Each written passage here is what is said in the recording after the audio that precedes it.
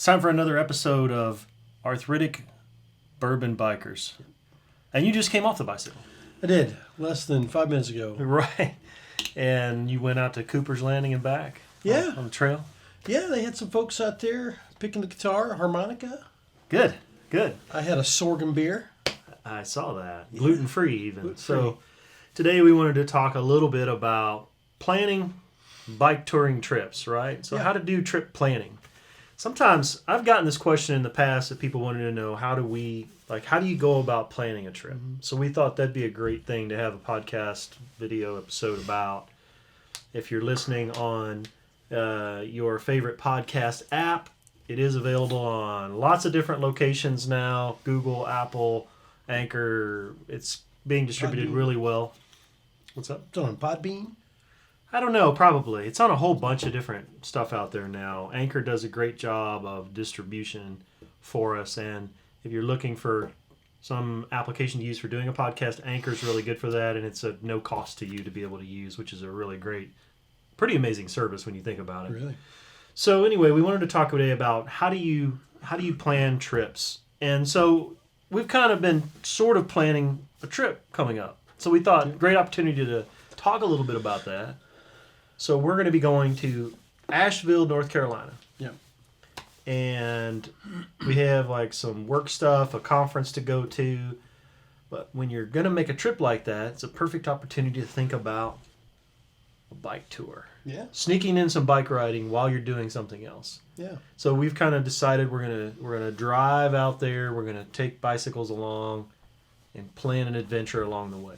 Yeah. So what do you got in mind, or what are you thinking? Because this is kind of something we talked about, but I mean, you've kind of been looking into it a little more than I have. Yeah, it's difficult because you've got to decide what you're willing to bite off because it's pretty hilly out there. And there's probably a lot of off-road things, and we have different types of bikes. And so we have to sort of find something that's suitable for all the equipment we have. And, well, we just have to decide if we want to tackle a bunch of hills or not. Right. And you could stop at some place along the way. We're going to go in a pretty long drive. So really there's lots of possibilities.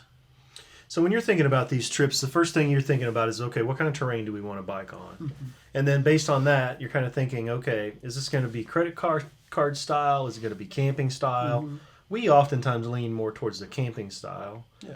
And we've got kind of an opportunity to test out some camping gear for a company and stuff like that. Maybe we'll see if that happens or not. But so we're thinking about that when thinking about planning the trip. So then, do you just kind of look at what are the different routes to get there, and then look at terrain and possible trails, or what's sort of your method? Well, some of it too is I have to think about the bookends. When can we leave the real world? When do we got to be back, right? And then in this case, we have something in the middle, so we can either do some riding on the way out there while we're in Asheville or on the way back. And so you sort of have to put your dates together and then see where you're going to be and then sort of look at what's in striking distance is the way I look at it. Yeah. Because I don't think we may not have the luxury of all the time in the world. We may have to really kind of sacrifice a couple things and make some choices. And so, what's on the way out there is something we've looked at before is bourbon country, some Kentucky and Tennessee hill country, which is not as hilly as the Blue Ridge Parkway. Right. Absolutely not, yeah. So that might be preferable. Yeah, and so we've kind of done some biking through sort of like the Louisville to Lexington area, kind of through that area of the country when we did the very hat you're wearing, which is Ride Bikes Drink Bourbon, the Bourbon Country Burn, and so it's natural for us, since bourbon is in the title of this as well. We kind of enjoy some bourbon to think about the potential of. It doesn't have to be through that same area, but there's a whole lot of different bourbon distilleries and sort of routes that are available through Tennessee and Kentucky for something like that. So you had some ideas. One of the ones you found distillery-wise was Angel's Envy. Yeah, I've kind of been hooked on that for a little while. That's one of your kind of pricey bourbon too. One of your bourbons of choice. Like if you could pick, that's one of the ones that comes up high on your list, right? It is, yeah. And it's got a sexy bottle, too. You know? That always makes a difference. But yeah, it's something that, we've been to a few out there. And I did a little kind of early browsing on the internet to see what might be out there. And there's several. Four Roses, I think we may have seen that distillery. Either that or we had some tastings at the last year. But that's what I'd like to hit. 'Cause we've been to Maker's Mark. That's a bourbon we both like. We've been to that one. But I think find a couple others that might be kind of out of the way. Yeah, when we were in Kentucky, we went to several small distilleries, and we actually bought some bourbon. In fact, in one of the videos we did, you were filling your own bottle into one place. Yeah, that's fun. And getting to put your own labels on, stuff like that. So it's not like it has to be major labels for us, but the small ones are kind of, the small batch, small little sort of private distilleries are really cool to see as well. But it would be nice to see Angel's Envy. That's a great bourbon. So. Yeah. Like you see, the small ones, they're kind of, from what we saw, kind of generous in their tours too. They might, one of them let us kind of come in a little early. They didn't really have a tour schedule, but they said, "Yeah, come on in. We'll take you back here." Yeah, the smaller places, it seems like because it's less formal and there's less quantity of people, they're more willing to sort of just take you on a private tour or show you more and let you ask and interact more too. Like you'll get to ask more questions and more about what's actually going on and get some real details about like how much do they make, how many barrels do they make, and what's their process and all of that stuff, and what makes them different, because each of them does have distinguishing characteristics. You can actually, certainly you can taste it, but also the processes are different depending on where you go to. Everybody's got their own theory, types of barrels. Like, of course, they all, most of them use a white oak, but they have different little things they do that are minor differences in the char bourbons. on the inside. Yeah. Different things. Yeah. So all of them are a little different. So that's something we've been thinking about too. The other thing that's kind of, I think, shaping this trip a little bit is because of some of the product stuff we hope to hopefully get to do, this might be more geared towards hammock camping. Yeah, yeah. So naturally, when you're doing that, you've got to think about locations where you can put a hammock up, because let's face it, there are campgrounds and places we've been where there were no trees suitable for. Yeah, they just knocked everything down and poured some concrete pads. Right. So some places we didn't really have two nice trees to hang anything between. Yeah, yeah. Well, that might make it a little challenging. You might have to do a little, research beforehand. Yeah. And see, where you can put a hammock up. And I've put a hammock up in a pavilion before. Right. If those are out there, but it depends on where you are. In small towns with a Lions Club Park or something, they may not really have a whole lot of rules. Yeah, some of them will allow you. I know at the one that you're talking about, you strung your hammock between two of the poles under the pavilion.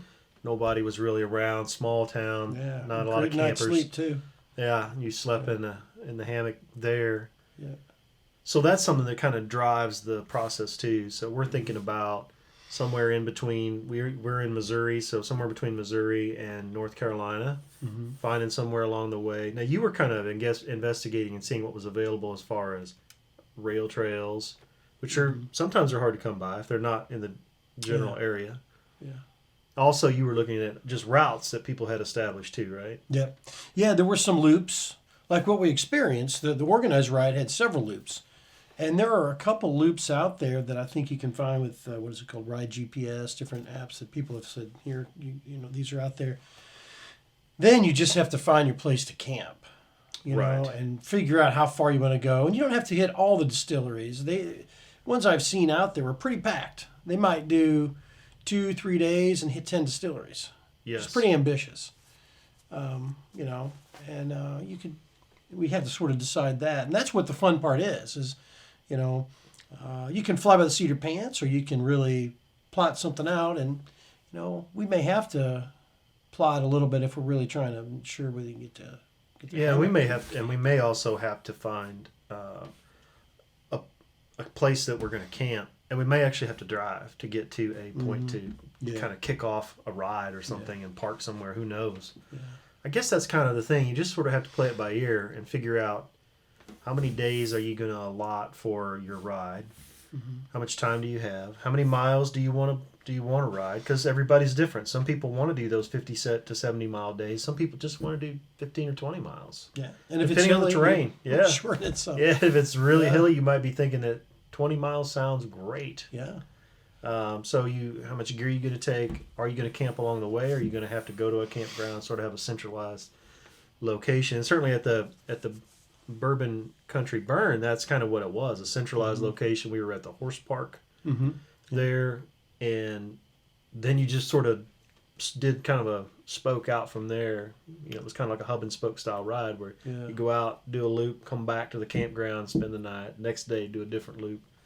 Well, and Churchill Downs is out there, so you could include that on your loops, which would be really fun. I've never been there before. Yeah. Something else I was thinking, though, that is sort of a design parameter is we have to decide how comfortable we are and what type of roads, because if you're not on an organized ride, they're not really publicizing the presence of a bunch of cyclists.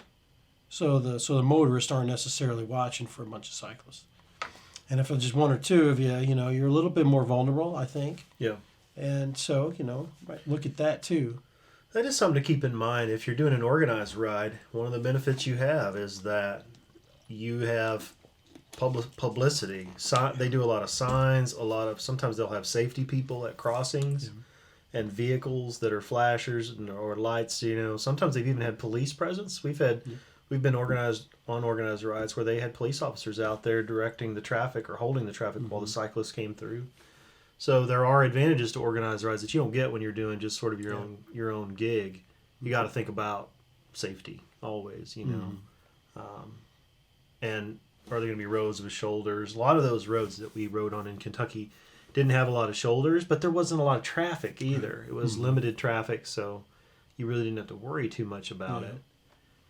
I think the other thing you've got to think about is, the nice thing about an organized ride, the ones that we've done, is the route is clearly marked. Usually, pretty clearly marked. Yeah. Like in Kentucky, they had spray painted these bourbon bottles that pointed you in the directions to go. And they would start out straight, and then they would turn with multiple bottles in a row, telling you, hey, this is where you need to turn. Yeah.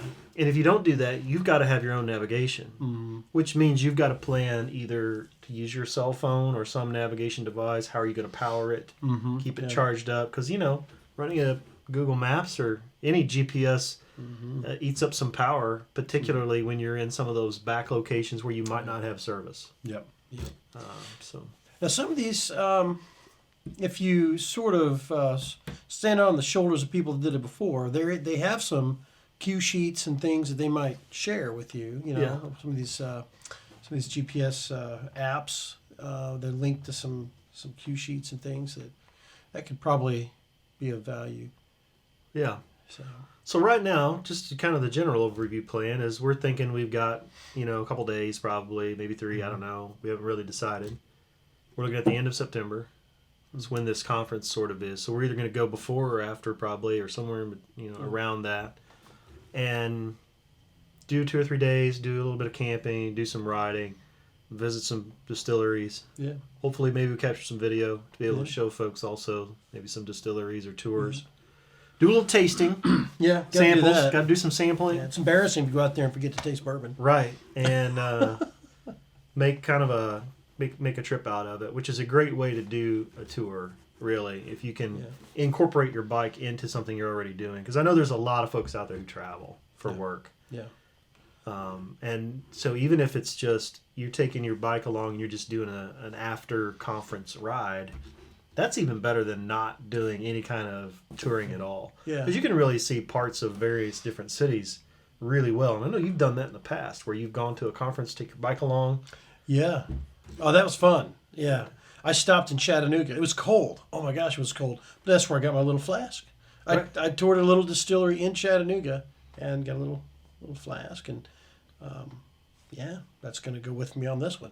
Right. Yeah. So you can turn those into little mini tours, day trip style tours. Even if you can't make an extended one, you don't want to camp or you're not going to really heavy credit card it along the way or Airbnb it or bed and breakfast it along the way. You can still do things after or in between conference Yeah. type deals. Take an extra day or. It's worth it too because you can get windshield time. It's not terribly exciting, Yep. and it just adds to the adventure. You could fly, and we've flown out there before. We've rented a car, and by the time you've done that, you've still burned a lot of time. So Yep. you may as well throw Yep. in some fun. I had another thought too about some of the things that sort of limit your choices on your trip, and that is, we were talking about are we going to ride before or after the conference? And well, I was talking to my wife.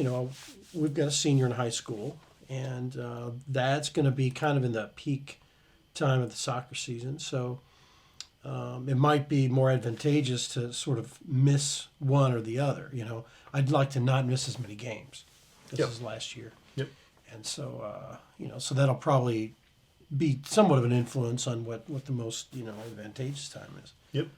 So whatever's going on in your life too, it's one of those things that if you have the luxury and the flexibility, it's take advantage of it. Right. No, absolutely. Absolutely.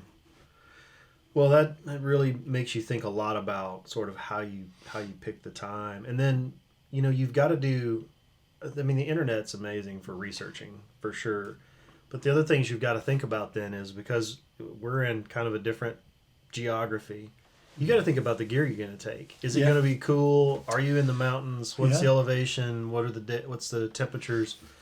The benefit, though, of driving and taking your gear is that you can bring along a whole lot more gear, and then if you're looking at the weather and the weather looks like X, Y, or Z for those days, you can sort of switch out the gear or adjust the gear before you load it on the bike to be appropriate for what's coming up. Yeah, we can cheat a little bit. Yeah, Sure. It could still be 90.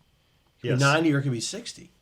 And colder than that in the mornings. Yeah, perfect example is right here, right now. It's been like 91 degrees here, but we had just a few weeks ago. We had some days where it was like 55 degrees. Yeah. So you really do have to think about those dips in temperatures and changes and potential rain and all kinds of things that can get in there. So you've got to bring gear that sort of is flexible, but then you can kind of adjust it on the bike when you're getting ready to do that. So you got to think about those things. So planning different gear, campgrounds. Again, if you're doing hammock, tent, or if you're just going to stay in a hotel, you got to think about all those things.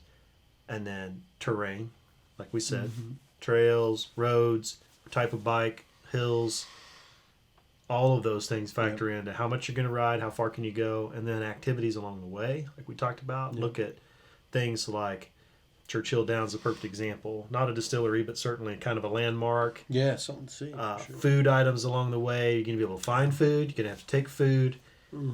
Something we kind of learned on the trace, was not a lot of food. Yeah.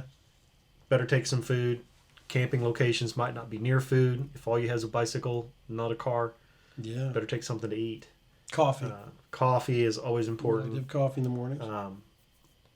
I remember when we came into actual Natchez, one of the things we did was we took a taxi.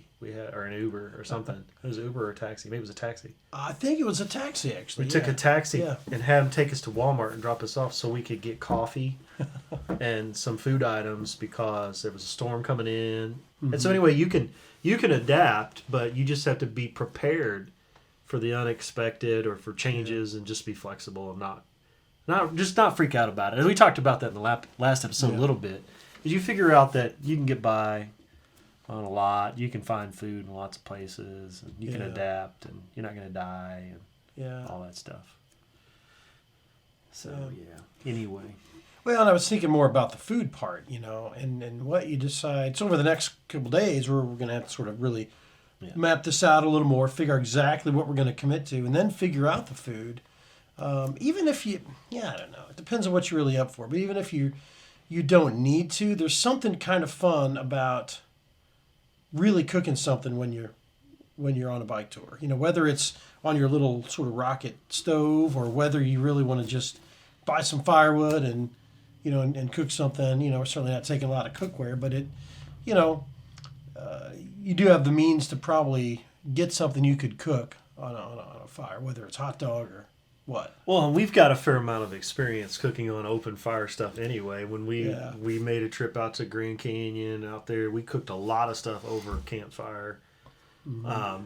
And also, there's something when we've been on bicycle tours, we've talked about this. There's something about having a campfire. If you've got a campground that'll let you have a campfire, there is something about having a campfire that just, it's hard to explain. Yeah.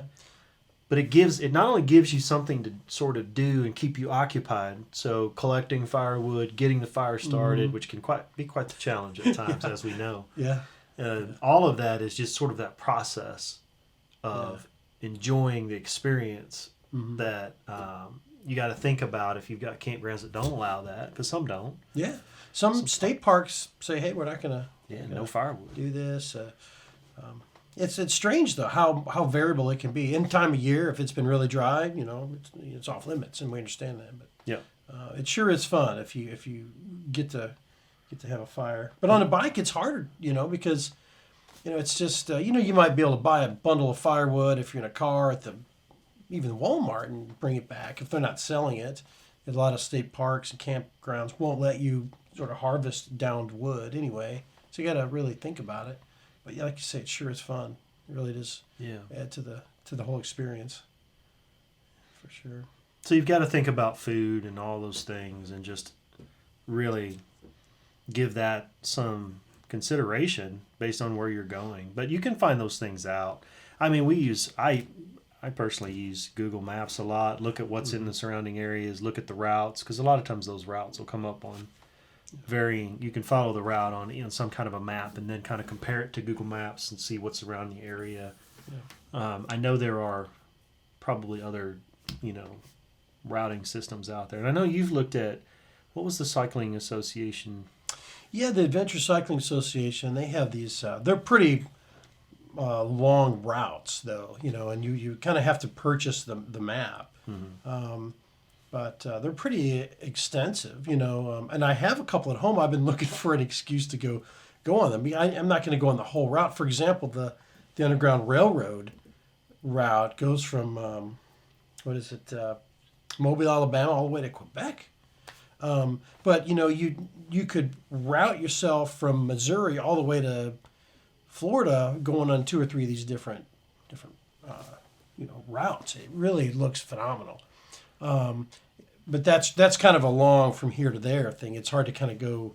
You could go there and back on a segment of one of these, but and that's tough to do for those of us who still have jobs, aren't taking off extended periods of time, like a long vacation or something. You just can't pull that kind of thing off. But you can do small pieces of those things. Yeah, little segments. I think it's certainly doable. And I think that's one of the advantages, is that you can sort of see little sections, and there's so many amazing little communities with little town squares and little restaurants, and that's the stuff that I've enjoyed along a lot of these routes, is finding little places like that. The distilleries are always great too, and sometimes they're in sort of little bit remote little communities too. They're not in the middle of they're not in the mall. They're not in the middle of Lexington usually, or whatever. They're usually in out in the back roads a little bit, or in small communities. And a lot of those have really great town squares, little restaurants, little shops, little coffee shops, all kinds of stuff. And sort of that is part of the experience that I enjoy, is more of those communities and little areas like that. Yeah. Well, and it's also fun to, a lot of resources. We use Yelp and different things to find. Is there a must-see restaurant? Or is there like some famous blackberry cobbler or something like that? We're just going to have to do that. Right. Something they're known for. Yeah, that's kind of fun. And a lot of times we'll do that. We'll go into a restaurant, and the waitress will come up, and what we'll ask them is there anything that you're known for here? Like, are you famous for anything, or are you known for any one particular dish, drink, or anything? And that's something that I want to bring up that I kind of talked about the other day, was this idea of creating a list of places that if we come across a place that has a great bourbon drink that we just really enjoyed, that we start a list of locations, the drink, and sort of publicize it, so that if anybody out there is crossing the same path, I think there's opportunity that people are in all kinds of different areas. How cool would it be to be able to go to that list and say, I'm going to be in Columbia, Missouri. what's the best bourbon drink? And if we had on there, Glenn's Cafe has a great Sazerac. Yeah. That'd be great. I don't know what everybody thinks about that, but I'd love some feedback from people if they think that would be a cool thing to have as different locations where we've found drinks. They might not just have to be bourbon, but let's say, this place has this really great drink. If you happen to pass through this community, have a drink at Bob's Cafe or what, we need some suggestions. And vice versa. Yeah. Right. If we're going to a location, it'd be great to add drinks to the list that says, if you're going to this location, this person out of Milwaukee, Wisconsin, whatever, says that you need to go here and have this drink. Yeah. Because we've been to some crazy little places. Yeah. Like when we were in Milwaukee. Wasn't it Milwaukee? We went to that little bar that looked like it was set right out of the 70s. Yeah. It had, you gotta go velvet on and it was like strangely lit. It was real red inside, kind of dark, and with a velvet place on the front of the bar. Anyway, the exact same kind of a thing where, if we had a list of places we've been, or if people could give us some feedback about, you got to have this drink at this location if you're in that area. So, that being said, we are on our way to Asheville. If someone knows of a location in Asheville that has a drink that we should have, leave it in the comments. I'd love to know of that because we've been to Asheville before and we know it's sort of famous for craft beer. Yeah. That's its claim to fame is like microbrew. But if there's any place that we should go, because one place we went one time is we went to this bookstore in Asheville that had a champagne bar. And I'm not a champagne drinker usually, but when you're in a bookstore like this, and it's an old sort of rustic looking old books, not new books, but old books. Yeah. When you're in a bookstore like that and they tell you it's a champagne bar, you have champagne. Because someone was playing guitar. Yeah, a guy was there playing some great guitar. We sat, we drank some crazy drink, champagne drinks. Yeah. Peach Bellini or something. I can't remember. Yeah. Champagne drink. We looked at the books and we listened to this guy play some fantastic I actually bought a book there. You bought a book there. I bought a Marco Polo book. Right. See? Perfect example. That's an example of something I'd like to know more about locations. We're there. It's like, hey, you need to go down to this place, and we'll go find that place and have a drink, take a picture, give you a feedback or whatever to say, hey, we went there, we had this drink or whatever. Yeah. But I'm curious if people would find that interesting. So if anyone out there thinks that'd be a cool idea, leave us a comment. That'd be really good. We'd like to know. And we're running late on this episode because we had a crazy weekend. I had a wedding. I shot Friday night and Saturday, and then you had a funeral to go to, and you're pretty busy Sunday, Monday. Yep. So we're getting this episode out late, so that's going to mess up our schedule a little bit. But hopefully you guys will stick with us on that, and we'll continue on. But we're gonna narrow this trip down a little bit, and then what I'm hoping to do is I'm hoping to record a little bit of at least audio, if not video, podcast. Either while we're out there, maybe it's when we're sitting around a campfire, maybe I'll lav us up and record an audio podcast. I'd like to capture some more while we're actually on the trip too. So we're going to bring you a podcast on site somewhere during the trip, but also try to make some videos of some of the camping, the biking, and some of the places we go a little bit. So I'll definitely have some gear along to do that as well. And then hopefully if this works out for this outdoor company, I'll be able to do a review of a product for them as well. That's still up in the air, though. It may or may not happen, so I don't know. Yeah. We'll see. Hope so. That'd be fun. But we're thinking about, you're going to take the Fargo. I'm thinking I'm going to take the Trek. Yep. We're going to ride that, and we'll find someplace to go. I mean, that's the thing, is that if you take them along, you're going to find a location, go do some riding, you know? Yeah, just got to sort of take off the blinders and see what happens. And just make it a priority. Yeah, just make it a priority. And there are a ton of people that have put different trail locations like that. Yeah. So do you just hop on Google and just say bike paths? Yeah, I just started looking around, and there are some other apps. There are some rail trail apps that help you find trails locally. A lot of those, they're fine trails, but they tend to be short. Some of them. Yeah. Some of them might be 2 miles. Some of them might be 40. Depends. I couldn't find any really in that area. But elsewhere, like I said, maybe it's worth kind of dipping down or up north into Indiana on the way out there or something, to see what's in our sort of flight path. Yeah. I mean, I think probably inevitably we'll probably be riding just some small back road type stuff to get to these distilleries. Because I bet a lot of them are not going to be close to trails. We're probably just going to have to ride some back roads. But I mean, that's plenty. That's plenty fun in and of itself. Oh, yeah. Just we'll make sure we've got some high visibility, gear. And I'm convinced that my mirror is the single most important thing on my bike when it comes to safety. I really do. I've had some just the feeling of security by knowing who's coming up behind me, and I've pulled off. I had one close call with an RV of all things in the South Dakota trip that kind of got my attention.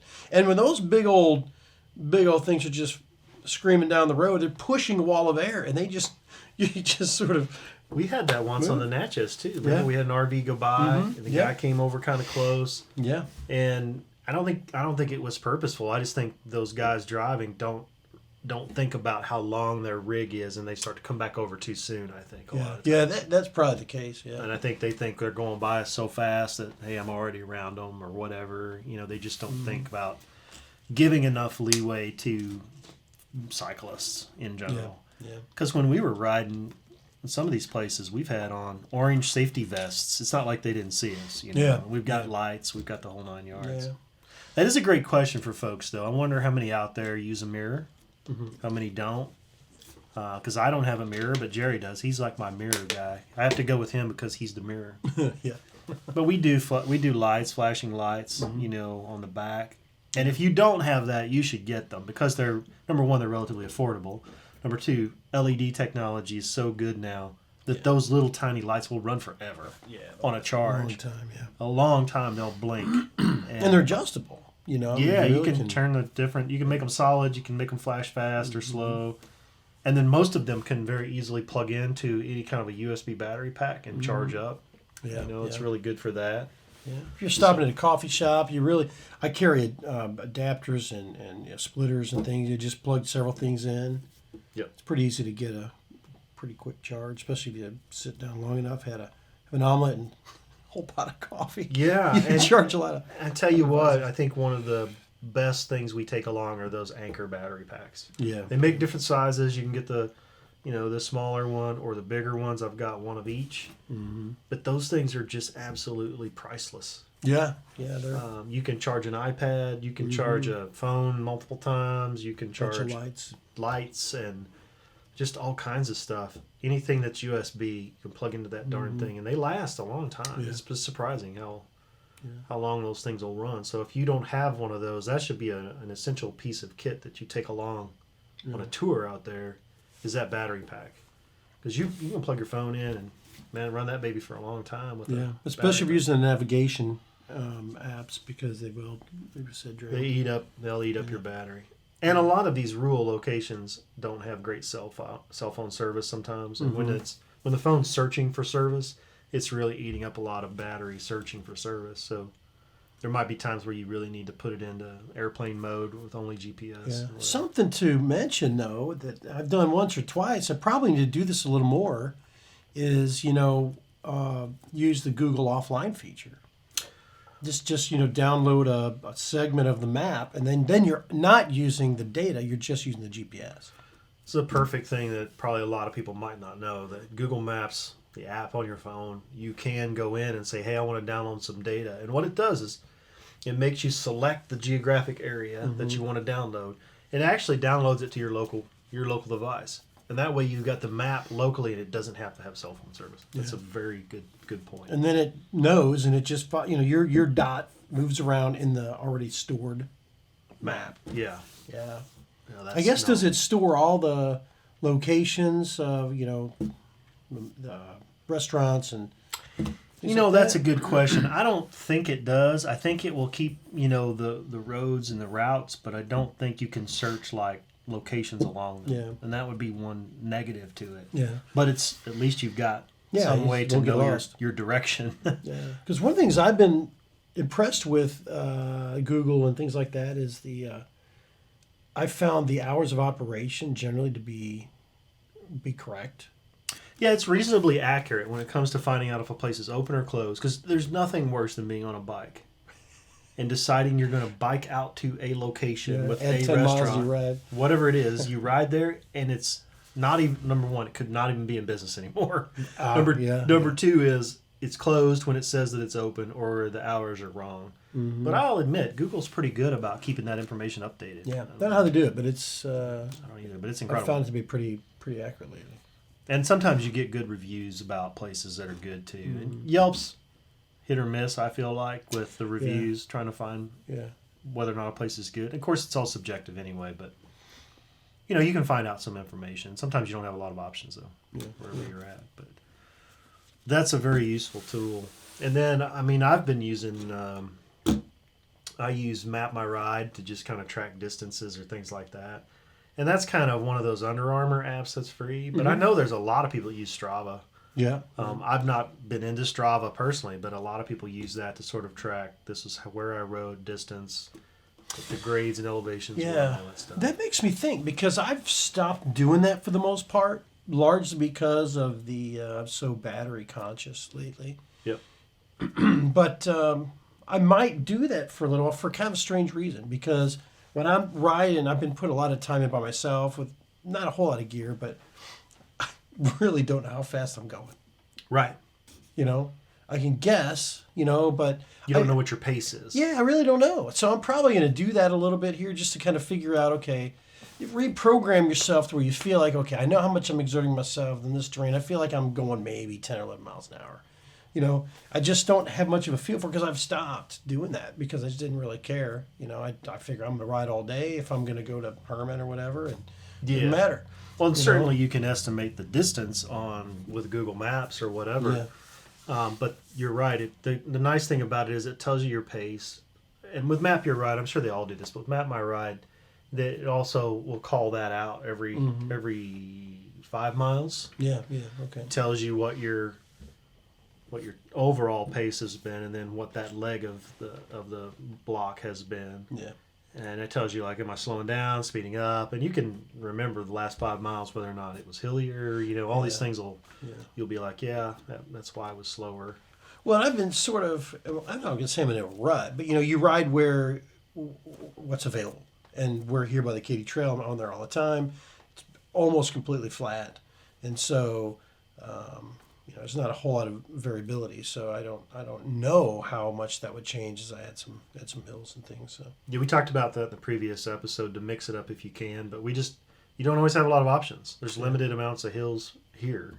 Mm-hmm. We ride some of them, you know, but you just don't. You don't. I think the difference is we have short hill locations you can ride some hills, but we don't have places where you could ride 40 miles of rolling hills. Yeah, not really. Yeah, not around here. Yeah. And that's one of the things that we struggle with, I think. Yeah. And we've talked about doing some video and podcast in some of those places, like in Northwest Arkansas. It's not a terrible drive from here to go do that. Right. Get some of that in. That'd be fun. But. Yeah.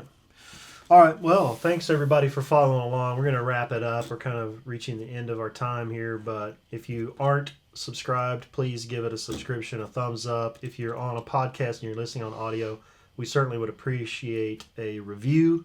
The reviews do make a difference. They do help people find the podcast, particularly the positive ones. So if you could leave us a review, we'd certainly appreciate any feedback you have. Love to know about what you guys think about the idea of the drink location drink idea. Mm-hmm. If anybody thinks that's interesting, that might be fun to put together and kind of keep a running list of. Yeah. And we'll probably try to see you again next week, but we don't kind of know what the schedule's going to be. But when we're going to take gear along, so we're going to be able to record a podcast and do some videos while we're gone on the trip. So we'll try to get some of that done, and we will see you again in the next one.